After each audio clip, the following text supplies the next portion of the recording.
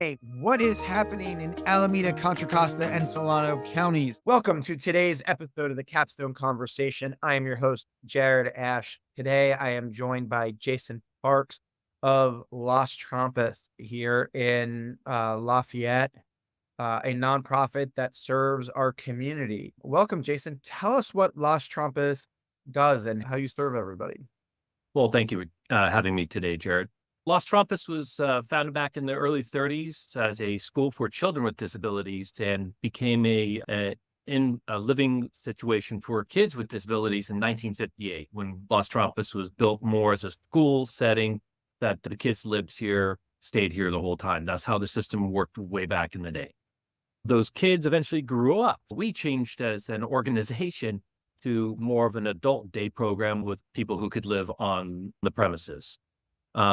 But in 1990, 91, we had our last participant actually move out of our location here in Las Trampas, and we just became a solid straight day program. During that time, we developed other programs, supported living or independent living, where we actually have staff that go out into the community to support people in their homes, either part-time, which is basic, life skills, shopping, budgeting, house cleaning, etc., or actually living with them 24/7 if they need that much care and support. We have two residential homes right now, one senior women's home, which has 4 women in it right now, that's in Pleasant Hill. And we also have a men's home that's also in Pleasant Hill. That's also another 4-bedroom house. They're the people who live there. I have 24-hour care and total support for all their needs. But back to Las Trampas, the adult day program itself, we have about 70 adults at the moment who come here from basically Monday through Friday to 9 to 3. And they get to experience just basic, art programs, health and wellness, life skills, social skills, etc., community activities. It's for those who choose to want to be active throughout the day. And that's kind of like where we're at Las Trampas right now. And where do those people come from that you serve? Oh, they come from Contra Costa County. Now our funding is from state and federal government grants through the regional center in the East Bay. A person who wants to come to Las Trampas through their case manager at the regional center sends over a referral packet. We see if we can meet their care and support needs. They come from Lafayette, Walnut Creek, Concord. Usually it's within a 20-mile radius that they come from to Lafayette, where we're located. How many other of these centers are there between like Alameda, Contra Costa, and Solano? Oh, that's a good question. I mean, I would say there's probably a couple thousand easily. I mean, Facilities or service people? Service providers, easily forget the exact number. I believe there's over 40,000 service providers in the state of California, but I mean, a service provider can just be, just a few people or, rather large companies like us. Wow, what a big network. I didn't realize how big of a service operation it is. All of the funding comes from state, county tax dollars, right? Federal tax dollar, right? State government funds basically a little over half. The federal government funds the other part. So right now, I'm kind of jumping ahead, but right now we're asking for we're budgeted for $600 million coming from the state, with federal matching funds of another $400 million. So that'll be almost $1 billion that we'll get in this next fiscal year for the whole system, not just Las Trampas. And we're going to come back to that $1 billion that Jason's getting for his facility in a minute. Jason, before we go into budget, let's talk about who is Jason and what is your role at the organization? Well, I'm the director of day services here at Las Trampas. I never thought of this as a career until about 10 years ago. My wife and I lived in Martinez. I was a stay-at-home parent for 14 years, finished school, and I was looking for a job. And I started with another provider supporting people with disabilities getting jobs. I was doing supportive employment. They would get their own jobs, support them from anywhere from, you see a person working in a grocery store as a bagger, retail, or even I was very fortunate to support somebody who got their degree from Cal State East Bay and supported them in getting a job at a microbiology lab. So, I mean, it's a full spectrum of supports that I've done. I worked at the other provider for about 8 years, almost 7, 8 years. I did a variety of, personal care needs. I was started as a direct support professional. So I started off as entry level worker. And a couple of years ago, I started looking around and I actually noticed Las Trampas doing things very differently. They actually built a brand new facility or a building here on their main campus. And they were actually paying just their DSP workers more, which was impressive. I reached out, just seeing what was going on, what was their secret sauce, and a conversation struck up, and here I am today. What's a hobby? Very famously anonymous. I actually do a lot of hiking and climbing. I'm part of a social media network or social group on Facebook called Bay Area Hikers. I lead a lot of hikes around the Bay Area. I'm very outdoorsy, go backpacking. I just climbed Mount Whitney with my daughter last year and my brother-in-law, and I have plans to go to Kilimanjaro this coming February and hike that. I would like to go to Mount Everest. I would like to go to base camp and take some pictures and say I'm at Everest Base Camp, but actually to take that much time off. And I would do work for a nonprofit. I don't have the money. I would like to go to Kilimanjaro in Africa. That is on my bucket list of things that I want to do. I've done the Inca Trail. That was one of the best hikes that I've done in my life. So I'm also a very avid baseball fan. I'm a big San Francisco Giants fan. I have my hobby. I collect Giants autographs, and I have over 700 different individual players who played in New York and San Francisco on a baseball at my home. My wife's very impressed with the collection, but it's a hobby. It's a hobby. And they're all personalized to me. But I mean, yes, I have Barry Bonds and Willie Mays, but I have very obscure players who maybe only played, maybe a season or two or a few games with the Giants. That's just another hobby. All that 700 plus from the Giants over the decades? Yes. Wow. That's great. Well, so much for you being anonymous. Now that I'm going to put you on podcast, LinkedIn, and on YouTube, tell us more about what are the day programs and how are you working with the people? The people who come to our program or any program, it's all about the person and their wants and needs and their hopes and dreams and what's important to the person, what's important for the person. We want to make sure that they have the choice of the classes that they want to be involved with, the people who they want to socialize with, and we support them to be as independent as possible in making those choices and independent as possible for their skills that they want to build. Because eventually one day we're not going to be here. So to leave a person with skills and abilities to be successful in their lives is one of our things. We also want to make sure that we support the people who come to our program and what's important to the person and what's important for the person. Important to the person is coming to the program, being social and, doing their projects or even going out into the community, which we do every single day. And what's important for the person, their health and safety too. Sounds like it's all adults right now. I know you mentioned in history it was children. Actually, 22 to 67 years old. Once a person usually gets into a day program, very rarely do they leave other than moving away or retiring. And day programs are in a high demand for anybody with the services that we provide. Besides being a social place for them to go, choosing the classes or activities that they want to do every day, it's also a respite for the families too, because a lot of our participants still do live at home with their families. And this is the break that they need also so they can do work and school in their own lives. Forget how sometimes that's hard on having family members with disability or kids that can't go function on their own, but you still have to provide and do the things you need to do and socialize. Exactly. It's much needed respite. And we can talk about later in funding. I mean, we do have a waiting list of over 50 some odd people to come into our program. We have a capacity for 120 people. We'll get into this later about staffing issues and whatnot. But even if I were to be totally filled here at the moment with the 120 people and staff, the dollars to donuts, I bet you I still have another list of at least 50 people waiting to come in. Let's talk about that. Staffing challenges.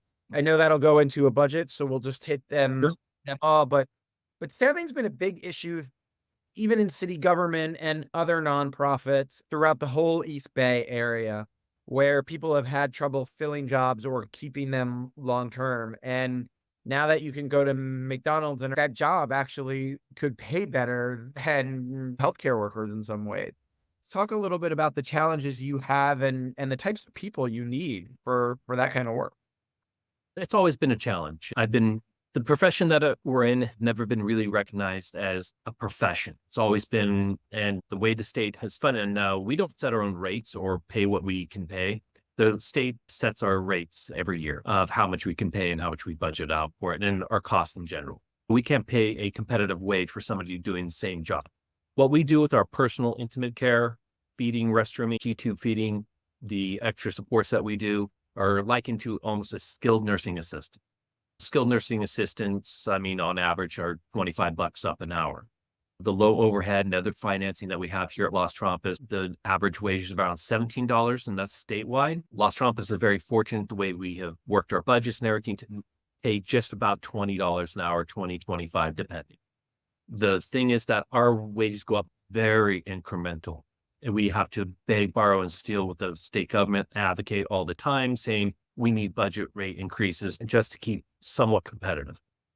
Along comes the fast food workers bill, which basically and instantaneously April 1st gave them $20 an hour. Well, for what we do here, $20 an hour is not a living wage for the care and support needs that our staff offer. The people who do stay in this profession for the long term, we do have some employees who've been here 22 plus years, but the majority of our employees stay no more than like 3 years on average. Sometimes less than that because it's more of a pass-through job. You can't make a real career or living out of this in the long run, except for some people who do succeed. Because there's just little room to grow in terms of upward mobility, right? Upward mobility, that's because of the wage stagnation that we have. That's the biggest thing.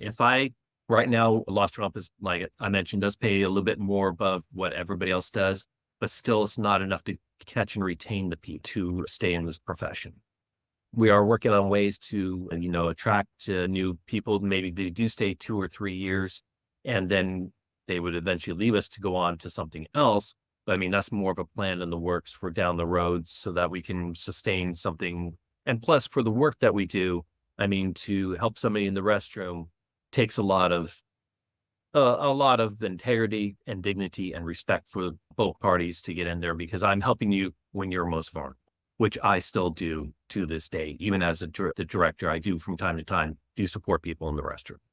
I could appreciate the value and how just important that is for those workers. And right, it becomes to find the person for the same $20 an hour who could go work at a fast food joint now, or who can take somebody to the bathroom. Exactly.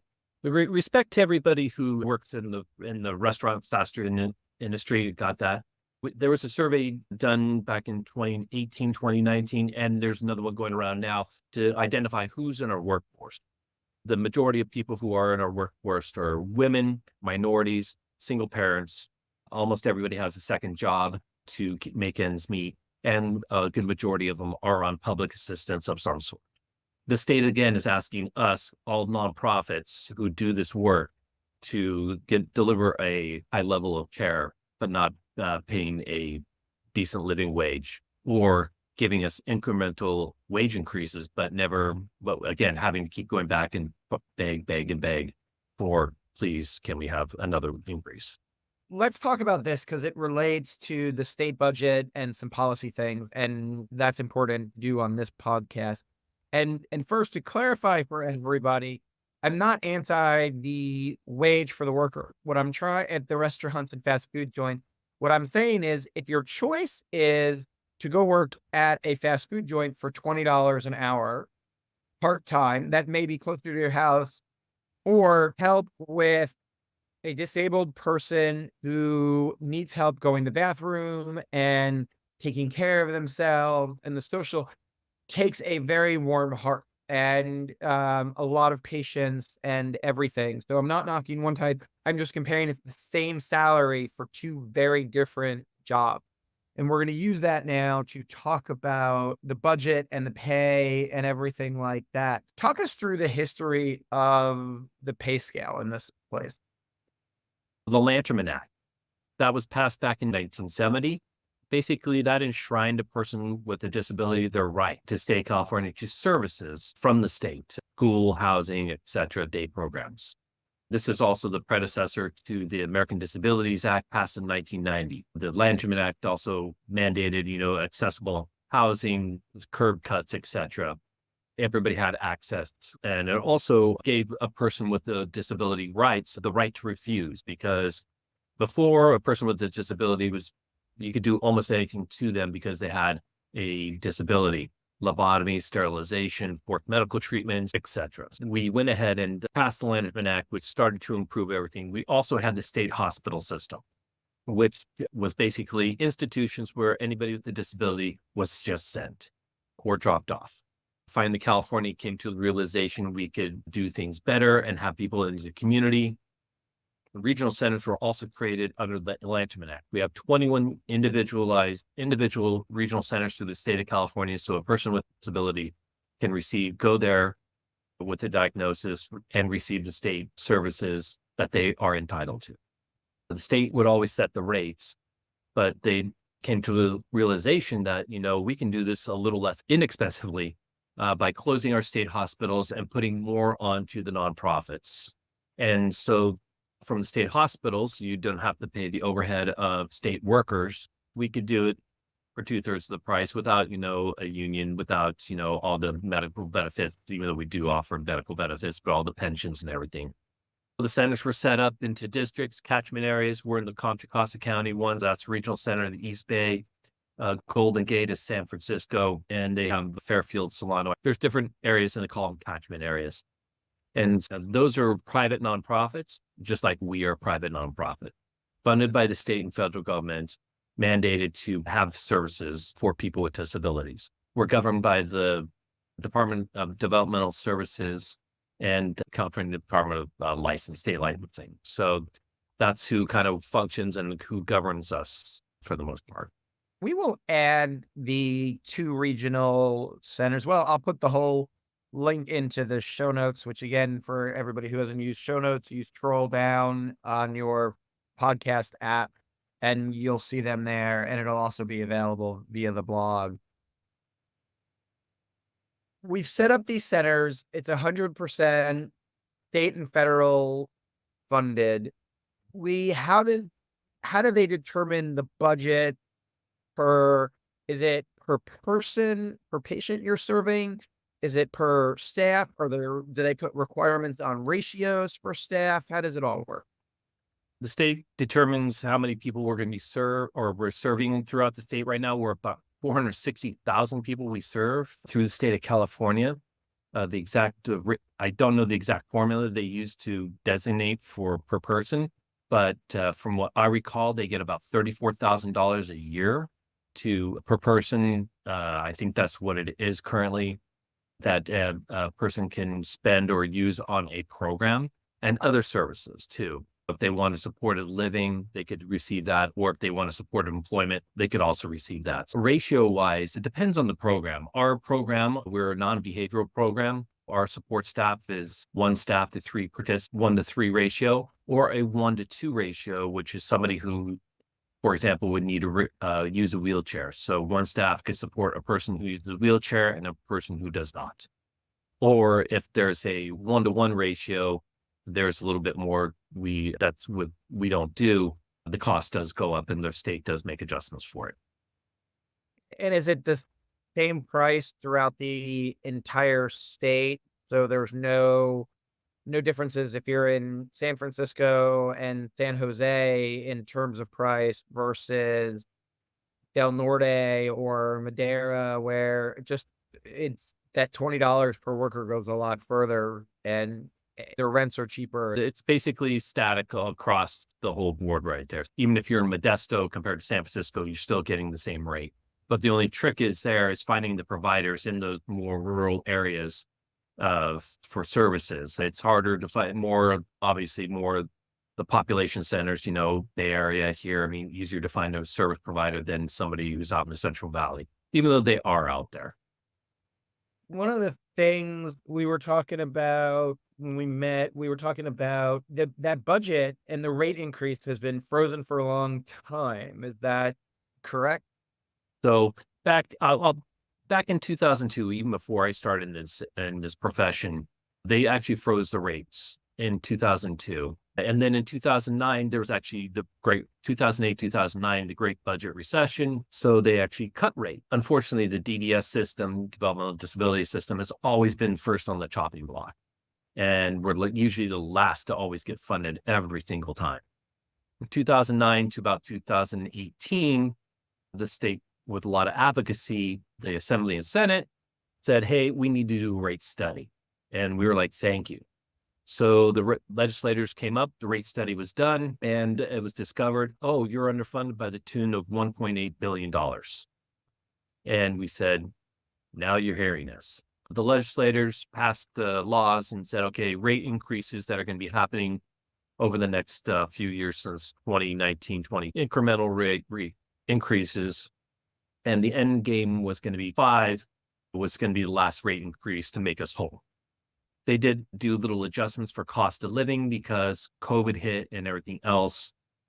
And so COVID has subsided, but we still advocated saying, hey, we still need these funds. And the legislators heard us again and actually accelerated our funding to make us whole by the end of this year of fiscal 2020, 2025. Back in January of this year, the government and legislative analyst office said, oh, we're going to be in a big budget shortfall. The governor in January proposed, hey, let's delay your increase in rates or fully funding you for just another year. Again, we are on the chopping block or the freeze block again because of the budget deficits and shortfalls that we're having right now.